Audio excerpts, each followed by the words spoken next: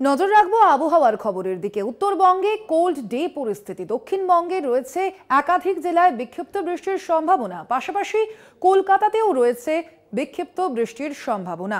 অন্যদিকে আবহাওয়া দপ্তর সূত্রে যেমনটা খবর রয়েছে, শনিবার থেকে আবহাওয়ায় পরিবর্তন থাকতে পারে। এ বিষয়ে আমরা আরো বিস্তারিত জানবো। ফোন লাইনে রয়েছেন আমাদের প্রতিনিধি শাশ্বতী রায়। শাশ্বতী, রাজ্যের আবহাওয়ার কি আপডেট রয়েছে? অবস্থান ছিল, যার জেরে কিন্তু গতকালও দেখা গেছে যে রাজ্য জুড়ে হালকা থেকে মাঝারি বৃষ্টি হয়েছে এবং আজও সেই বৃষ্টির পর্যায়ে কিন্তু বজায় থাকবে। সকাল থেকেই শহরের আকাশ মেঘলা এবং দক্ষিণবঙ্গের প্রত্যেকটি জেলাতেই কয়েক পশলা বৃষ্টি হওয়ার সম্ভাবনার কথা জানিয়েছে আলিপুর আবহাওয়া দপ্তর। উত্তরবঙ্গের আলিপুরদুয়ার এবং কালিম্পং এই দুই জেলাতে হবে বৃষ্টিপাতের সম্ভাবনা রয়েছে এবং সেক্ষেত্রে সকাল থেকে ঘন কুয়াশা এবং বেলা বাড়ার সঙ্গে সঙ্গে সেই কুয়াশা কেটে গেল, আকাশে মেঘ থাকবে। তবে তাপমাত্রার পারদ কিন্তু আবারও ঊর্ধ্বমুখী।